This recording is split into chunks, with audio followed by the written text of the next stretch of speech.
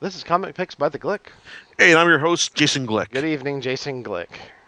Hey, John, how you doing, man? I'm doing not so bad. How about yourself? I'm doing all right. And Oh, yeah, so tonight we're going back to the big well of manga that's been released in the U.S. and also a specific series that I've kind of been that I would have been buying had it when it came out initially if I not found myself between jobs when it came out back in the mid aughts. So let me take you back to a time basically when the manga bubble was going strong, and you could just get just about any series released in the U.S., including an immensely popular Shonen Jump series that had one of its defining runs back in the mid '80s. I'm talking about JoJo's Bizarre Adventure. Now, this is a series that's been going on strong for like over 100 volumes, both in its main series incarnation and various spin-offs that take place in the same universe. But it's basically like a Japanese institution at this point, and it's something that I actually had encountered way back when I was like in the late '90s when I was going to anime clubs at the University of California, Riverside. So get this. One week we're watching this. Um, I'm at our anime club, the Greenwood Film Society, and I'm up for just about anything they show because they've been putting out lots of good stuff. And they toss us the first episode of this series called JoJo's Bizarre Adventure. It's an OVA series, and it's basically about these. It shows us these burly guys, just waiting around in the desert, and they've got these apparently these psychic powers that are manifested through really like really ornate spirit characters that emanate out from them whenever they want to use these powers. Oh, and apparently we're introduced to these guys when they're recruiting their new member, who's a dog who likes to eat, jump up in guys' face, eat their hair, and then fart in their faces. So that's kind of an introduction to this series I got in the first 5 minutes of the episode, and it's like, what the fuck? It's like I was just like about ready to completely write the series off, and I would have. It's like for the fact that hey, I'm in the middle of the screening, like with the screen. It's like, okay, I can't just walk out right now. I mean, so I might as well just like suffer through it and just see what what the series has to offer. So turns out the series had to offer a lot of really cool stuff by the end of the episode. Actually, I mean, like after the people who dropped off the dog flew off in their helicopter, turns out it crashed about 5 minutes later, and it shows like a dude who drowned in the desert for some weird reason, and then you've got this guy who freaks out when one of the characters brings him a uh, a canteen in order to give him some water because they figure he's parched from like being almost blown up and all. Then the dude freaks out, and then his head is ripped off and then sucked right inside the canteen, and the rest of the crew um, is just like, what the fuck is going on here, man? Then you get the water wells up, blinds one of their team members, and then they just like have to run off in their car, and then it just seeing them the water inside their car just blows up, and then everyone is just like left standing in the middle of the desert, just just like scared, shocked still because of the thing. Like, okay, this guy controls water. What the hell is he gonna do to us next? So it had basically gone from like what the hell is going on here to the point where, hey, yeah, I can actually like look appreciate where this is going. That is how I was introduced to JoJo's Bizarre Adventure, and from those following from the 5 episodes that followed, I was really mightily impressed by what I saw because compared to other Shonen Jump series where it's just burly dudes beating the crap out of each other or guys trying to be the best at X while beating the crap out of each other, JoJo's Bizarre Adventure um, demonstrated a willing, basically more strategic approach to beating the crap out of your opponent. Basically, yes, there is lots of fighting. There are burly dudes.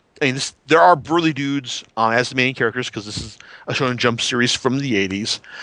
But what separates JoJo's Bizarre Adventure from other Shonen Jump fighting series is the fact that the characters are the fighting is much more strategic than than other series in the sense that like yes yes it does follow the standard tradition of like our heroes being at the mercy of the bad guys for to a certain point before they manage to reverse things and then go on the offensive. But with JoJo's, it's always about just finding the like the key or to beating the bad guy and just finding what like what is this guy's weak point and then attacking him from there. I mean, this is a series that has one of my favorite anime episodes of all time. In the sense, you have the main character, Jotaro Kujo, taking on a guy, it's like a guy in a desert, like in a desert bar, in a poker game, for the souls of his father and one of his comrades. It's a brilliant episode that basically plays out its strategy beautifully and shows you how he can beat a guy at poker without even looking at the cards in his hand. It's thoroughly thrilling and if you ever find the original OVA series, which is now sadly out of print because it turns out that the prequel series they made to basically offer an introduction to the original 6 OVA series that I watched that got rid of the issue of the what the hell are all these people and what are they doing here in the middle of the desert. Um, they apparently used like a quote from the Quran as part of the soundtrack, and yeah, it's like they didn't want to offend any Muslims and all. So the box set of the original 13 episodes of OVAs, that's kind of like either you'll either find it for it's really rare, or you can find it for really cheap, like I did back in the day. So there, so that's like I said. So that's how I got into JoJo's Bizarre Adventure, and now, but the series has been kind of like decidedly a cult, if you can call it that, appeal since the for a good long while now. Um, Aside from the OVA release and Viz's manga release of the 16 volumes I'm about to talk about at some point here, it's it's one of those it wasn't one of those anime driven hits of the mid aughts like Naruto that see that got everyone buying the manga. I imagine like most people looked at this series and thought, my God, this is ugly. How old is it? And just didn't give it a second thought. But since then, the fortunes of JoJo's Bizarre Adventure have slowly been turning. Not only has Capcom released a new fighting game within the last year based on the characters, but you've also got the new anime series that has apparently been getting lots of fans and views through Crunchyroll as well. And this is a from the ground up adaptation of the series, starting off because the version of JoJo's Bizarre Adventure that I've been talking about, stars Jotaro Kujo, is actually the third part of the series. You've got the original series, Phantom Blood, which stars JoJo's grand great grandfather, let's see, Jonathan Joestar, and then the follow-up series, Battle Tendency, which stars his grandfather, Joseph Joestar, who also has a key role to play in the current series, which is called Stardust Crusaders. Now, John, as I understand, you've watched a little bit of the original of the first arc, Phantom Blood on Crunchyroll, haven't you? Yes, I did. Just a little bit. Yeah. So, any particular thoughts on on those few episodes you saw? Um, it's pretty awesome, actually. I liked what I've seen so far. Um, the whole, setup between him and this character named Dio. Seems to be it seems to be an ongoing thing, I guess, because I see that he pops up later on in the what'd you call it, the Stardust Crusaders. Crusaders, that's it. So I was like, okay, that's interesting to know because I just and it shows an interesting he has to figure out why he's doing all these things or who's doing all these things to him. It does turn out to be Dio. He figures it out, and it just pisses him off more and more. So and even to his, he tries to ruin his name in town. So yeah, definitely, this seems to be like the genesis of a lot of the story. Yeah, and also with let's see, with the first arc, this is something that I mean, it takes place in like the late 1800s, doesn't it? It's like it's Correct. a very atypical setting for an anime or Yeah. Yes, absolutely. It's not, this is not Japan. This is so yeah, it's not your typical anime, but it definitely the artwork looks nice in the anime. So in, indeed. I mean, it's like and it's also kind of interesting to know that they've got this atypical setting, and it's something that you probably couldn't have gotten away with in the in like today and all.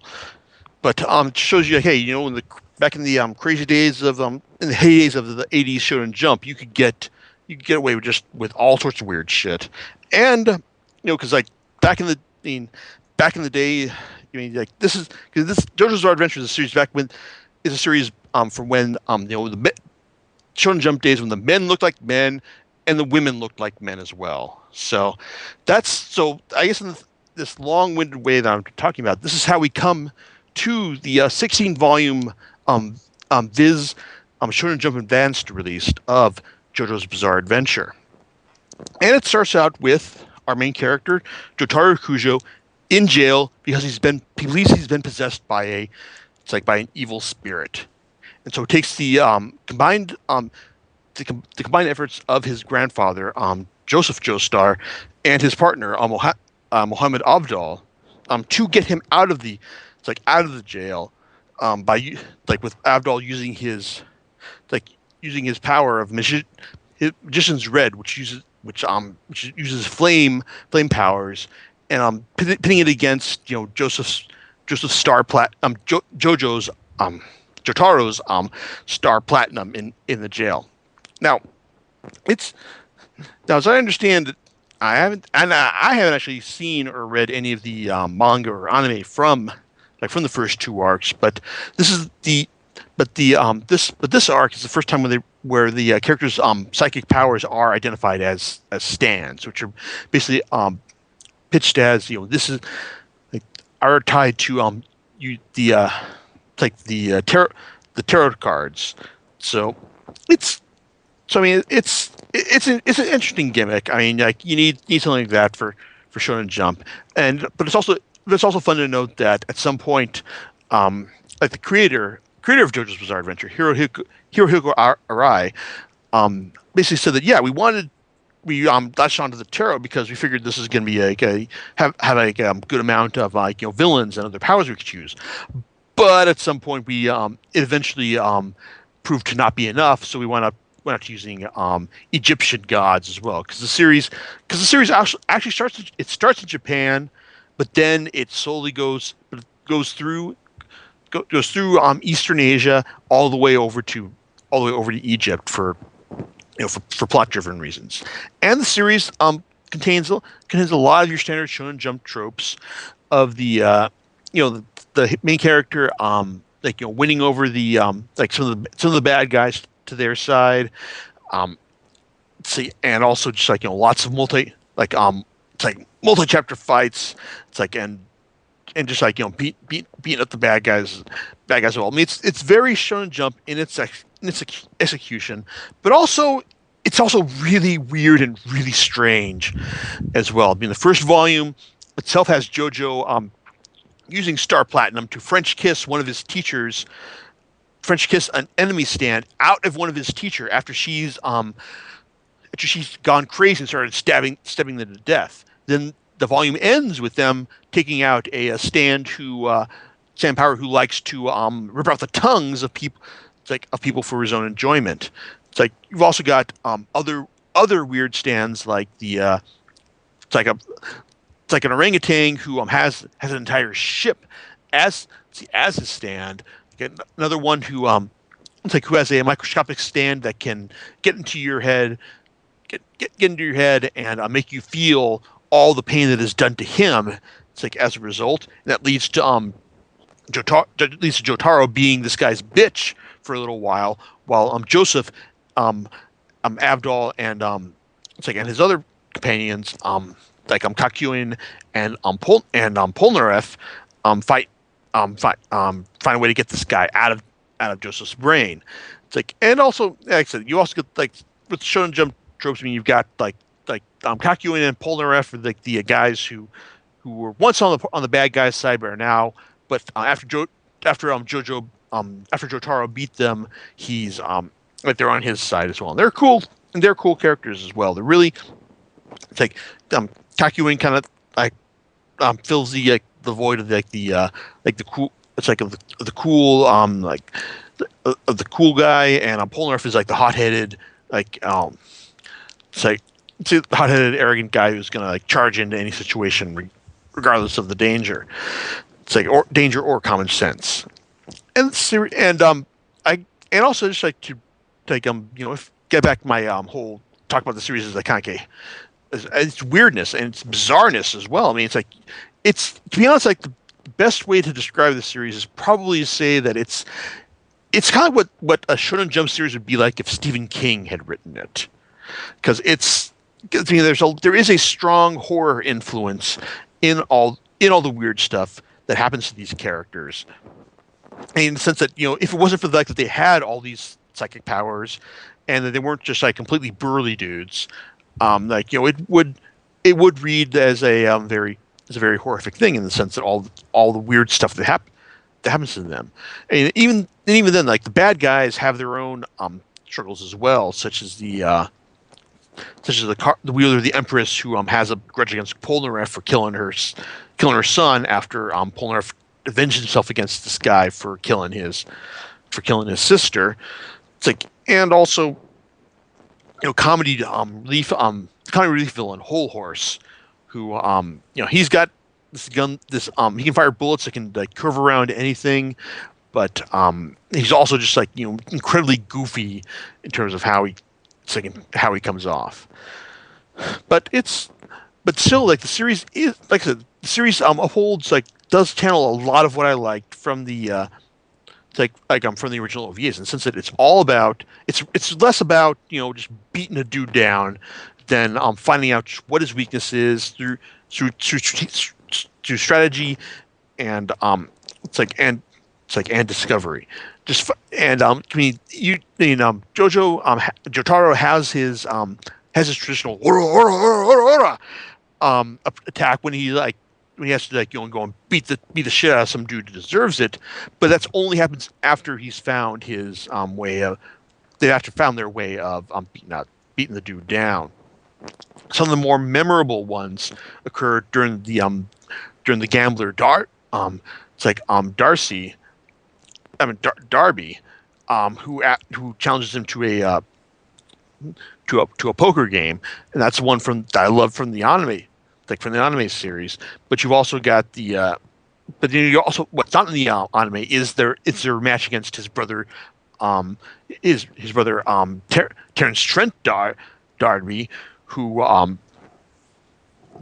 who basically challenges Jotaro to a video game that while Terrence Trent Darby's brother Stan basically serves as kind of a it's like an infrared lie detector on Jotaro's soul, so he can tell him what he's going to do. But Jotaro finds a way to outsmart him, and that kind of comes in on like what I really like about the series. Just that whole what can we do? Like yes, we are going to beat the guy down, but first we have to find a way to outsmart him that doesn't involve kicking his ass first. So in the end, all of the beatdowns of the series certainly feel earned, and it's not perfect though. I mean, this being a Shonen Jump series, I mean, the fights do tend to feel dragged out for a little while, even if you're reading these volumes one after the other, like I was. And also there there were a couple of things like in the final battle with Dio that I thought that um the anime did a lot like did better actually, such as the such as Jotaro's attempt to just way of finding out, hey, he's got the same kind of stand power that Dio does, and how he eventually learns to use that for his advantage. I mean, it's not and not that the anime does everything better. I mean, there's a horrible there's an awful oh, this guy comes right back to life bit in the anime that I didn't like, but then we find out in the manga, oh, this is how they were able to do it, and it also hinges on how Jotaro managed to restart his heart in the middle of the fight with Dio. So that was cool, but really, the series is like a really fantastically strange and yes, bizarre series that if you tend to write off Shonen Jump series because they tend to adhere to a specific formula, JoJo's Bizarre Adventure is a series that basically takes that formula and just shows you that, hey, you don't have that you can just do some really strange and crazy shit with it, depending on how you go about it. I mean, it's not. I mean, to sum it up, it's not a like that most Shonen Jump series tend to focus around the same thing. Isn't a failure of the formula. It's a failure of imagination. And JoJo's Bizarre Adventure, definitely has a lot of that in spades. So, and I do think it ultimately makes up for the fact that it's kind of, it is kind of parts of it do feel kind of ridiculous. There is kind of like some parts where you feel that Araki is kind of like making up the stand powers as he goes along, and it's like I said, there's like the whole Shonen Jump pacing as well. But still, I thoroughly enjoyed these 16 volumes, and I'm looking forward to reading Viz's at least of the first 12, which are like. I mean, these 16 volumes are actually volumes 13 through 28 of the Japanese release, and Viz will be releasing volumes 1 through 12, Phantom Blood and Battle Tendency arcs next year, sooner in digital, but next year in print. So, and I will have to steel myself because I realize that with the volumes that are out right now basically represent the series hitting its stride, and so now those first 12 volumes are basically going to be the whole Araki is working at the kinks of his style before he really hits that point. So first 12 volumes, definitely going to buy them. Probably not going to enjoy them as much, but I do hope that that they pave the way for releasing more of this series in English at some point.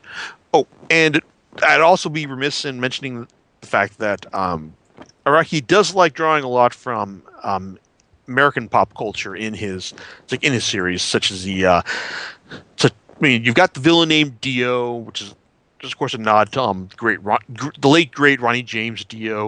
You got villains named Terrence Trent D'Arby, named after the trance artist from the early 90s, and also one of the villains is named Jay Giles, as from the Jay Giles band and all. But the nod to Western culture that I like the most was when when Jojo and his crew took on the Wheel of Fortune card, who turned out to be a guy with his stand was a car, and it's right out of the movie Duel, because John, I know you've seen this movie. It's Steven Spielberg's classic TV film about Dennis Weaver and a semi truck driver dueling through the desert, right? Yep, that's right. And who's driving it? Probably Dio. No. Yeah, that's as good answer as any, because he could have been driving that semi back in the 70s, because the cool thing is in that movie we never see the driver. It's just it's a masterpiece in intention, and just showing you just it gives you as little knowledge as you need in order to get invested in the in Dennis Weaver's plight and that was really cool, right? Yes, it was. Oh man, I mean, terror that has no face. I mean, you don't know the face of your enemy, and the one, and just as a nod to that film, I think that that's great that they do that in the series. But there's a part in the film where he pulls off to a rest stop and then or no, cafe in the middle of nowhere. Dennis Weaver's character, as he's running and. And I believe the truck driver comes in, or he's already there, and he doesn't know who it is. There's several people in here, and he's like, "Who is the face of it?" Never get to see him. Yeah, and it's kind of funny because there is a nod to that in it's like in JoJo's Bizarre Adventure, because I mean when Jojo and Jotaro and his crew I pull up to the to this like similar rest stop somewhere in Pakistan or India. I think it's India where this story takes place, and they look at these guys around this rest stop, and they realize they all look like really suspicious creepy dudes, as you'd expect, and so like but then the whole saying like who is this, who is the driver? It's like like how are we gonna figure out? And then Jotaro goes, well, there's only one way to find out, to beat the crap out of all of them.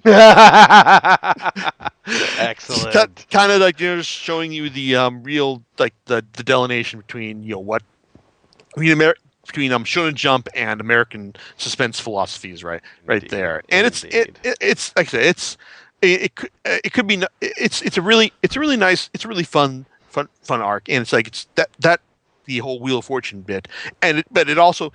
But even though it's like if it has its roots in Duel, it does go off into into the standard ridiculous Shonen Jump territory when after they do manage to get the car to go off a cliff, it drives right through the cliff wall, up through the ground in order to come back at them, and then shoot them with gasoline in order to start the fight proper. He only uses Duel as a jumping off point, if that, but it's.